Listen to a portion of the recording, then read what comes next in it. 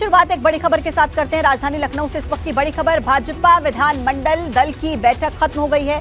लोक भवन में यह बैठक आयोजित हुई थी। सीएम योगी, दोनों डिप्टी सीएम इस बैठक में शामिल हुए थे। दोनों सदनों के सदस्य बैठक में मौजूद रहे।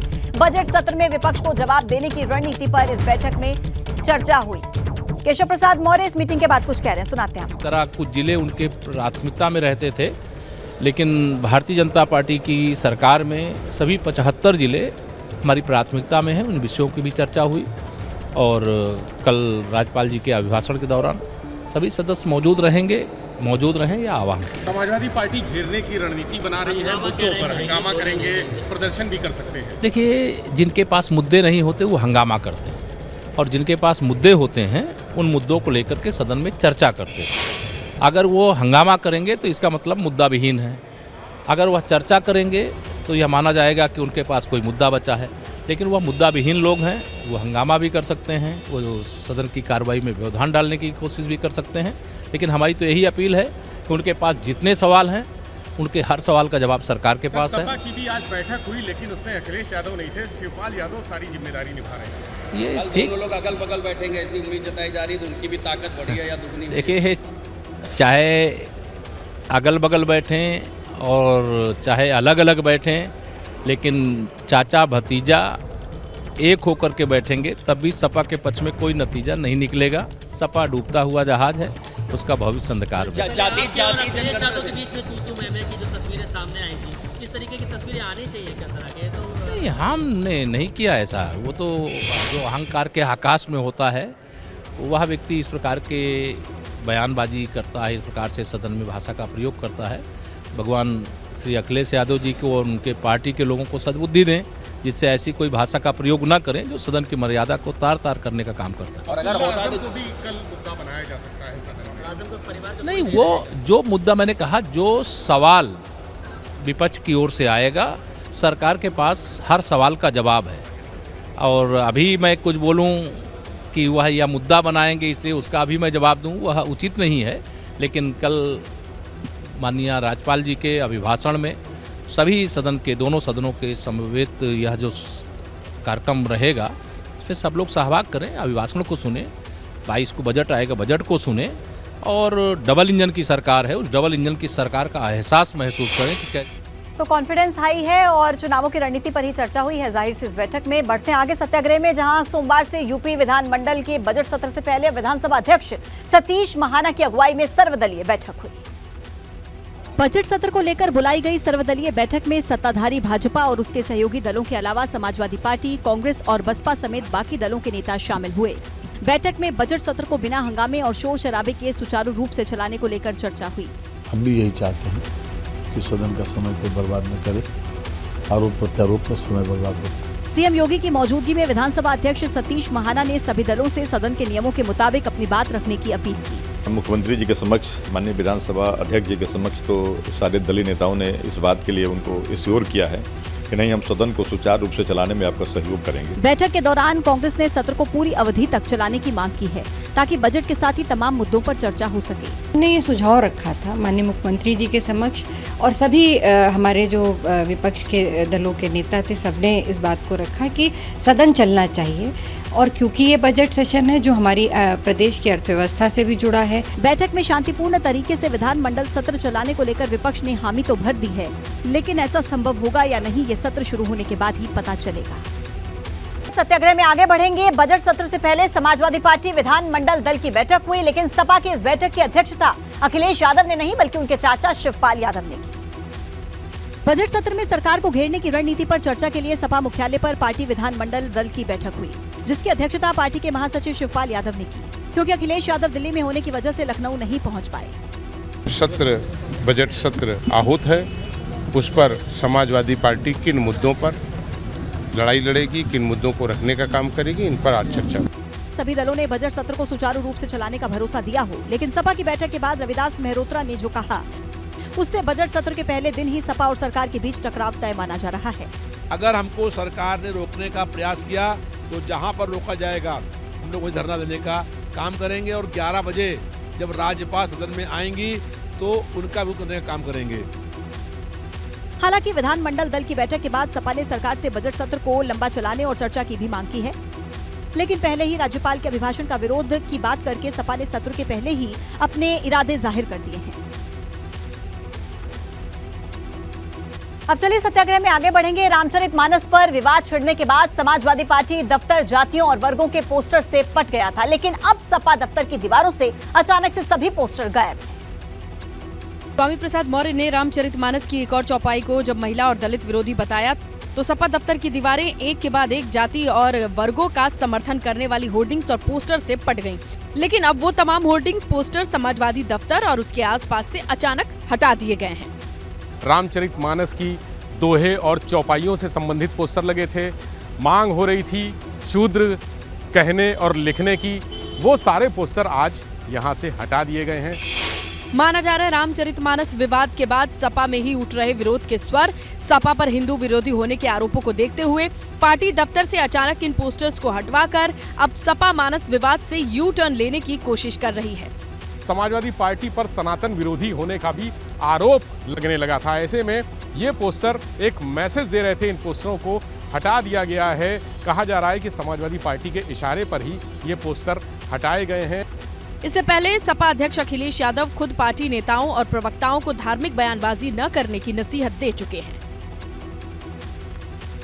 समाजवादी पार्टी प्रदेश में ब्लॉक स्तर पर जातीय जनगणना शुरू करने को लेकर अभियान शुरू करने वाली है,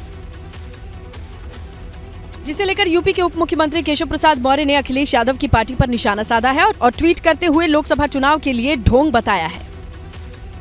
कहूँगा कि समाजवादी पार्टी के मुखिया श्री अखिलेश यादव जी को जाति जनगणना से पहले जाति न्याय अगर करना है तो समाजवादी पार्टी के अध्यक्ष की कुर्सी को त्याग करके किसी अन्य को सौंप देना चाहिए। समाप्त होती हुई समाजवादी पार्टी शायद डूबने से बचे। दरअसल समाजवादी पार्टी ने जातीय जनगणना को चुनावी पत्र में शामिल किया था, जिसे लेकर के चरणबद्ध तरीके से आंदोलन भी करने वाली है सपा। इसका पहला चरण 24 फरवरी से शुरू होने वाला है। केशव प्रसाद मौर्य ने सपा के आंदोलन पर भी हमला बोला है। हुई समाजवादी पार्टी शायद डूबने से बच जाए। समाजवादी पार्टी का थिंक टैंक भाजपा के 80% हिंदू, 20% मुस्लिम के फॉर्मूले पर 85-15 वाले फॉर्मूले के जरिए मुकाबला करना चाहती है। अखिलेश के फॉर्मूले में 85% ओबीसी और दलित हैं, तो 15% अगड़ी जातियां शामिल हैं।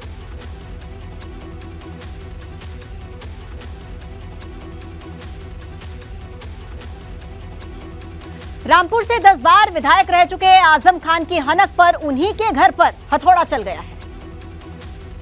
दरअसल रामपुर के बापू मॉल के बाहर यूपी के पूर्व कैबिनेट मंत्री आजम खान के नाम का शिलापट लगा हुआ था, जिसे अखिल भारतीय मुस्लिम महासंघ के अध्यक्ष फरहद अली खान ने हथौड़ा चलाकर तोड़ दिया। जो हमेशा राष्ट्र विरोधी रहे तो लाजमी सी बात है कि ऐसे लोगों को तो हमारे प्रशासन को, हम सब शरीफ लोगों के ऐसे शिलापट को लगा नहीं रहने देना चाहिए। फरहद अली खान जिस शिलापट को तोड़ रहे थे उस पर पूर्व मुख्यमंत्री अखिलेश यादव का नाम भी लिखा था। एबीपी गंगा ने जब इस बारे में उनसे सवाल पूछा कि जब आपका विरोध आजम खान से है तो आपने अखिलेश यादव के नाम को क्यों हटाया, तो सुनिए उनका जवाब क्या था। अखिलेश जी का कोई विरोध नहीं है कि अखिलेश जी का नाम उनके साथ जुड़ा हुआ है, तो लाजमी सी बात है कि जब शिलापट पे लिखा हो, चाहे मेरा नाम हो किसी अपराधी का नाम, तो शिलापट टूटेगा। फरहद अली खान ने शिलापट तो तोड़ दिया, उन्हें इसका मलाल नहीं है, बल्कि उन्हें खुद पर प्रशासन के एक्शन का इंतजार है। मैंने प्रशासन से अपील की है और एक संकेत दिया है शांतिपूर्ण तरीके से कि ऐसे शिलापट को तुरंत हटाया जाए। फरहद अली खान का कहना है कि उन्होंने प्रशासन को इस बारे में कई बार बताया, लेकिन कार्रवाई नहीं होने पर उन्होंने खुद इसे तोड़ दिया। उत्तर प्रदेश की राजनीति रामचरितमानस पर मचे बवाल के बाद अब श्री राम के सबसे बड़े भक्त हनुमान पर गर्व होने लगी है, जिसकी शुरुआत सुहेलदेव समाज पार्टी के अध्यक्ष ओम प्रकाश राजभर ने कर दी है। गाजीपुर के फुल्ली गांव में महाराजा सुहेलदेव जयंती के अवसर पर मुख्य अतिथि के तौर पर पहुंचे राजभर ने खुद को हनुमान का वंशज बताया। पठानपुरी में जिस तरह भगवान राम लक्ष्मण को पठानपुरी ले गया, किसी की हिम्मत नहीं पड़ी कि पठानपुरी से राम लक्ष्मण को धरती खिला सके। अगर कोई लाने के लिए तैयार हुआ तो हनुमान जी तैयार हुए। हनुमान जी पठानपुरी से राम लक्ष्मण को बाहर लाए। अभी भी राजभर के छोटे छोटे लड़के गांव में जब झगड़ा करते हैं तो बुजुर्ग लोग कह देते हैं कि जाए तेरे घर बानर है। ओपी राजभर ने जब खुद को हनुमान का वंशज बताया तो एबीपी गंगा ने उनसे इस बारे में सवाल पूछा, सुनिए उनका जवाब। कौन सा माँ बाप है जो जिसके पास 2 बेटी हो, एक इंसान से बंदर से? तो नल, लील, अंगद, जामुन, सुग्रीव, बाली ये बानर नहीं थे, इंसान थे, तो भर बानर थे। हनुमान जी के संदर्भ को राजभर ने राजनीति से जोड़ते हुए सभी पार्टियों से सवाल भी किया कि पिछड़ा और शोषित समाज के लिए इन पार्टियों ने क्या किया और क्यों सिर्फ इनके नाम का इस्तेमाल किया जाता है। ग्लोबल इन्वेस्टर समिट से न सिर्फ कारोबार और उद्योग में तेजी आएगी बल्कि इससे यूपी के पौराणिक महत्व वाले शहरों को भी फायदा होने वाला है। प्रदेश के सभी हिस्सों में निवेश के माध्यम से विकास की गंगा बहाने की योगी सरकार की योजना रंग लाती नजर आ रही है। ग्लोबल इन्वेस्टर समिट के जरिए उत्तर प्रदेश में 7 धार्मिक महत्व वाले शहरों को करोड़ों के निवेश का प्रस्ताव मिला है, जिनमें प्रदेश की सांस्कृतिक नगरी वाराणसी, भगवान श्री राम का जन्म स्थान अयोध्या, भगवान श्री कृष्ण की नगरी मथुरा, वनवास काल में श्री राम का निवास स्थान रहा चित्रकूट, संगम नगरी प्रयागराज, माता विध्वंसिनी का शहर मिर्जापुर और ऐतिहासिक और धार्मिक विरासत के लिए प्रसिद्ध सीतापुर शामिल हैं, जिनमें कुल 4,14,000 करोड़ के निवेश का प्रस्ताव है। और ये इन्वेस्टमेंट जब नीचे ग्राउंड लेवल पर आएगा तो हमारे तमाम नौजवानों को रोजगार भी मिलेगा और हमारी उत्तर प्रदेश की इकोनॉमी भी ठीक होगी। निवेश से न सिर्फ धार्मिक नगरों का विकास होगा बल्कि पर्यटन को बढ़ावा भी मिलने वाला है और स्थानीय लोगों के लिए रोजगार के नए अवसर भी मिलेंगे। साथ ही साथ धार्मिक शहरों की भव्यता भी बढ़ेगी और पर्यटकों के लिए नई सुविधाएं भी मुहैया कराई जाएंगी।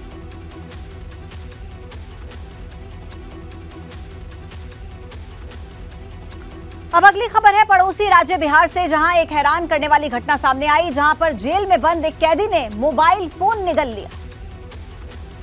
अस्पताल में बेहाल पड़ा ये शख्स एक कैदी है जिसने जेल में शिकायत की थी कि उसके पेट में भयंकर दर्द हो रहा है, जिसके बाद उसे गोपालगंज के सदर अस्पताल के इमरजेंसी वार्ड में भर्ती कराया गया और जब उसके पेट का एक्सरे हुआ तो पता चला कि कैदी के पेट में एक मोबाइल है, जिसके बाद जेल प्रशासन में हड़कंप मच गया। ये कैदी एडीपीएस एक्ट में गोपालगंज जेल में बंद है, जो जेल के अंदर चोरी छिपे मोबाइल का इस्तेमाल कर रहा था। तभी अचानक जेल में हुई चेकिंग के दौरान बचने के लिए कैदी ने मोबाइल को मुंह में डाल लिया और निगल गया। तब तक सिपाही जी देख लिए आए चेक करने, तब तक हम मुंह में रखे घोटा के। कैदी ने बताया कि वो चीनी कंपनी का एक छोटे आकार का मोबाइल फोन इस्तेमाल करता था और उसे चोरी छिपे जेल के अंदर से अपने घर वालों से बातचीत करता था, लेकिन फोन निगलने के बाद उसके पेट में भयंकर दर्द होने लगा। हालांकि अब गोपालगंज जेल प्रशासन इस मामले की जांच कर रही है, लेकिन बड़ा सवाल यह है कि तमाम सख्ती और पाबंदियों के बावजूद मोबाइल फोन गोपालगंज जेल के अंदर पहुंचा कैसे। गुजरात के मेहसाणा जिले में पूर्व सरपंच ने अपने भतीजे की शादी में लाखों रुपए हवा में उड़ा दिए, जिसे इकट्ठा करने के लिए सैकड़ों लोगों की भीड़ जमा हो गई, जिसे खुद दूल्हे के रिश्तेदार और पूर्व सरपंच करीम भाई दादू भाई जादव उड़ा रहे थे। करीम भाई ने अपनी ही छत से खड़े होकर लाखों नोट उड़ाए। इस दौरान नोट उठाने के लिए घर के नीचे लोगों का हुजूम इकट्ठा हो गया, जिसमें कई लोगों के बीच हाथापाई तक की नौबत आ गई। मामला गुजरात के मेहसाणा जिले के अगोल गांव का है, जहां पूर्व सरपंच करीम भाई दादूभाई जादव के भाई रसूल भाई के बेटे रजाक की शादी थी। इस शादी की खुशी में घर के लोगों ने अपने मकान की छत पर खड़े होकर नोटों की बारिश कर दी, जिसमें 10 रुपए से लेकर 500 रुपए तक के नोट शामिल थे। जिस समय करीम जादव नोट उड़ा रहे थे, उनका भतीजा रजाक उस समय गांव में बारात लेकर निकल रहा था। हर कोई अपनी शादी को यादगार बनाने की जुगत में नए नए तरीके अपनाता है, लेकिन ये वीडियो तो पहले ही सोशल मीडिया पर वायरल हो गया, जिसके बाद इस शादी की चर्चा हर तरफ हो रही है और लोग कह रहे हैं चाचा हो तो ऐसा। पीलीभीत में खेतों में दिखा बाघ, ग्रामीणों में दहशत का माहौल। लखनऊ में सेना के जवान की पत्नी ने लगाई खुद को आग, इलाज के दौरान हुई मौत। बांदा में दुकान में घुसा बेकाबू ट्रक, हादसे में एक बच्चे की मौके पर मौत, 4 घायल। बुलंदशहर में मेरठ बदायूं स्टेट हाईवे पर बेकाबू कार ने बाइक को मारी टक्कर, हादसे में पति पत्नी की दर्दनाक मौत। सहारनपुर में 2 बाइक में आमने सामने की टक्कर, हादसे में पुलिस के पीआरडी जवान की मौत। बांदा में तेज रफ्तार डंपर ने बाइक को मारी जोरदार टक्कर, बाइक सवार एक युवक की मौके पर मौत, 2 की हालत नाजुक। बागपत में ईस्टर्न पेरिफेरल एक्सप्रेसवे पर दौड़ते ट्रक के पहियों में लगी आग, मौके पर पहुंची फायर ब्रिगेड की टीम। ताजगंज में 3 मंजिला बिल्डिंग में लगी भीषण आग, स्थानीय लोग और पुलिस की मदद से आग में फंसे लोगों को सकुशल निकाला गया बाहर। आगरा में सिलेंडर में आग लगने से 2 महिलाओं की जिंदा जलकर मौत, 1 की हालत नाजुक। ग्रेटर नोएडा में गैस सिलेंडर में हुए रिसाव से घर में लगी आग, 5 साल की बच्ची समेत 4 झुलसे। बागपत में घने कोहरे के कारण 4 गाड़ियां आपस में टकराई, 1 शख्स की इलाज के दौरान मौत, कई लोग जख्मी। बहराइच में डंपर कंटेनर की आमने सामने की टक्कर, कैबिन में फंसे दोनों ही ड्राइवर को पुलिस ने निकाला। गाजियाबाद में कोहरे की वजह से दिल्ली मेरठ एक्सप्रेसवे पर सड़क हादसा, एक के बाद एक कई गाड़ियां आपस में टकराई। श्रावस्ती में बेकाबू कार ने बाइक सवार को मारी जोरदार टक्कर, बाइक सवार युवक गंभीर रूप से घायल। मथुरा के राल और बिरला मंदिर क्षेत्र में लोगों को कुटू का आटा खाने से फूड पॉइजनिंग हुई और 100 सैया अस्पताल और जिला अस्पताल में कराया गया। बहराइच में दिल का दौरा पड़ने से सिपाही की मौत, महाशिवरात्रि पर ड्यूटी के दौरान पड़ा दिल का दौरा। गाजियाबाद के लोनी इलाके में फैक्ट्री का निर्माणाधीन इमारत का लेंटर गिरा, इमारत में काम कर रहे मजदूर लेंटर के नीचे दबे। प्रयागराज में अतीक अहमद के रिश्तेदार के खिलाफ दर्ज हुई रंगदारी का केस, पीड़ित ने से मांगी थी 10 लाख रुपए की रंगदारी। बस्ती में रेप करके मासूम बच्चे की निर्मम हत्या से हड़कंप, पुलिस ने लाश को कब्जे में लेकर पोस्टमार्टम के लिए भेजा। अवैध शराब के कारोबार के खिलाफ मथुरा पुलिस ने बड़ी कार्रवाई की, 220 पेटी अवैध शराब के साथ 2 शराब तस्कर को पकड़ा। मैनपुरी में पुलिस और बदमाश में मुठभेड़, पुलिस ने 20,000 के इनामी बदमाश को किया गिरफ्तार। कानपुर जीआरपी ने शातिर मोबाइल चोर को पकड़ा, जीआरपी ने 12 चोरी की मोबाइल भी बरामद। कुशीनगर में पिता और भाई निकले रूबी के हत्यारे, प्रेम प्रसंग से नाखुश होकर की हत्या, पुलिस ने बरामद किया शव। बस्ती में एक हॉस्टल के कमरे में पंखे से लटका मिला 8वीं के छात्र का शव, सोनहा थाना क्षेत्र के आश्रम पद्धति स्कूल का मामला। लखनऊ के नाका थाना क्षेत्र में चोरों ने मोबाइल की दुकान में सेंध लगा दी, लाखों के मोबाइल पर किया हाथ साफ। सीतापुर में बेखौफ बदमाशों ने एक परिवार को बंधक बनाकर चोरी की वारदात को अंजाम दिया, 22 लाख का सामान लेकर हुए फरार। सोनभद्र पुलिस ने 3 अंतर्राज्यीय शराब तस्करों को पकड़ा, 2 ट्रक से 1 करोड़ की 1,740 पेटी शराब जब्त। गाजियाबाद में इंदिरापुरम पुलिस ने 2 चेन स्नेचर्स को किया गिरफ्तार, चोरी की एक अपाचे मोटरसाइकिल भी की बरामद। सहारनपुर में ध्यान गुरु स्वामी दीपंकर महाराज के साथ बदसलूकी, दीपंकर महाराज की सिक्योरिटी ने आरोपी युवक को पकड़ा। वाराणसी पुलिस ने 4 शातिर चोरों को पकड़ा, सोने चांदी के गहने करीब 2 लाख कैश बरामद। प्रेम प्रसंग के मामले में आरपीएफ जवानों ने पंडित दीनदयाल स्टेशन पर नाबालिग लड़की और लड़के को किया डिटेन, आरपीएफ ने दोनों को ब्रह्मपुत्र मेल से किया डिटेन। मेरठ में हॉनर किलिंग का मामला आया सामने, प्रेमिका से घर मिलने आए प्रेमी को युवती के पिता ने दोनों को मारी गोली, युवक के मौके पर। यूपी विधानसभा में डिजिटल विधिका का लोकार्पण, विधायी डिजिटल विधिका में एक टच स्क्रीन पर मिलेगी यूपी की पूरी जानकारी। सोमवार को शुरू हो रहे बजट सत्र के लिए कार्यमंत्रणा की बैठक के बाद सर्वदलीय बैठक हुई, बैठक में सत्ता पक्ष और विपक्ष के नेता मौजूद हैं। मंत्री प्रतिभा शुक्ला के पति अनिल शुक्ल वारसी ने अपनी पार्टी के सांसद पर गंभीर आरोप लगाए, कहा मेरे पार्टी के सांसद के इशारे पर किया जा रहा है षड्यंत्र। गोरखपुर में सीएम योगी ने लोगों की समस्याएं सुनी, अधिकारियों को निस्तारण के निर्देश दिए, 300 लोगों ने अपनी फरियाद मुख्यमंत्री के सामने। कानपुर देहात घटना के विरोध में आम आदमी पार्टी के नेताओं ने अमेठी में किया अनोखा प्रदर्शन, आपके नेताओं ने प्रतीकात्मक बुलडोजर की आहुति देकर हवन किया। मंत्री धर्मपाल सिंह ने आम आदमी पार्टी के बुलडोजर आहुति यज्ञ पर तीखी प्रतिक्रिया दी, कहा कि आम आदमी पार्टी के नकली लोग हैं, इसलिए नकली बुलडोजर से वो हवन कर रहे हैं। यूपी में पीडब्ल्यूडी में तबादला घपला मामले में बड़ी कार्रवाई, पूर्व विभागाध्यक्ष मनोज गुप्ता की पेंशन से अब वसूली होगी, 5% तक कटौती की। आजम खां के खिलाफ कार्रवाई करने वाले सिक्किम कैडर के आईएएस आंजनेय कुमार सिंह का यूपी में फिर बढ़ा प्रतिनियुक्ति कार्यकाल, अब 1 साल के लिए बढ़ा दिया गया कार्यकाल। यूपी ग्लोबल इन्वेस्टर समिट में धार्मिक शहरों के लिए मिले बड़े प्रस्ताव, 7 शहरों में 4,14,000 करोड़ का प्रस्ताव, अयोध्या, काशी, मथुरा, चित्रकूट में भी बढ़ा इन्वेस्टमेंट। कारागार मंत्री धर्मवीर प्रजापति ने जालौन में प्रेस कॉन्फ्रेंस की, यूपी में हुए इन्वेस्टर समिट को बताया महत्वपूर्ण। बरेली में 300 बेड सुपर स्पेशलिटी हॉस्पिटल में डिप्टी सीएम ब्रजेश पाठक ने पोषण आहार वितरण किया, कहा कि 2025 तक भारत को टीबी मुक्त बनाना है। कानपुर पहुंचे मंत्री नंदगोपाल नंदी ने अखिलेश शिवपाल पर बोला हमला, कहा विरासत में गद्दी मिल सकती है लेकिन बुद्धि नहीं। गोंडा में मंत्री अनिल राजभर ने व्यापारियों के साथ ग्लोबल इन्वेस्टर समिट को से जुड़ी लघु फिल्म को देखा, कहा बीजेपी सरकार आने के बाद उद्योगपति यूपी में निवेश करने के लिए आ रहे हैं। बरेली में आबकारी मंत्री नितिन अग्रवाल ने व्यापारियों को हर संभव मदद का भरोसा दिया, सपा पर हमला भी बोला। मंत्री संजय निषाद ने ग्लोबल इन्वेस्टर समिट की काफी तारीफ की, औरैया में उद्यमियों के नियमों को मानकर 2500 करोड़ का निवेश किया। गोंडा में करनैलगंज में कांग्रेस के प्रदेश अध्यक्ष ब्रिजलाल खाबरी और क्षेत्रीय अध्यक्ष नकुल दुबे का जोरदार स्वागत। मंत्री राकेश सचान ने बस्ती का दौरा किया, अधिकारियों के साथ विकास कार्यों की समीक्षा करते नजर आए। पूर्व राज्यसभा सांसद प्रदीप टमटा ने युवाओं पर लाठीचार्ज करके सरकार को घेरा और सीबीआई जांच से पीछे हटने पर किसी बड़ी साजिश की आशंका जताई। उत्तराखंड में निकाय आगामी लोकसभा चुनाव को लेकर कांग्रेस एक्शन में आ गई है, कांग्रेस जल्द ही अपनी ब्लॉक और नगर इकाइयों का विस्तार करेगी। नक्सल पुलिस ने 3 शातिर बाइक चोरों को पकड़ा, 2 फरार। उधम सिंह नगर पुलिस ने चरस बेचते एक आरोपी को पकड़ा, आरोपी के खिलाफ पुलिस ने एनडीपीएस एक्ट के तहत मामला दर्ज किया। देहरादून के मयूर विहार क्षेत्र में लाखों की चोरी, 35 लाख रुपए के आभूषण बरामद।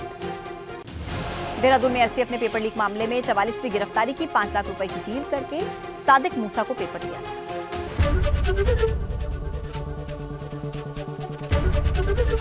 एबीपी गंगा, खबर आपकी, जुबान आपकी।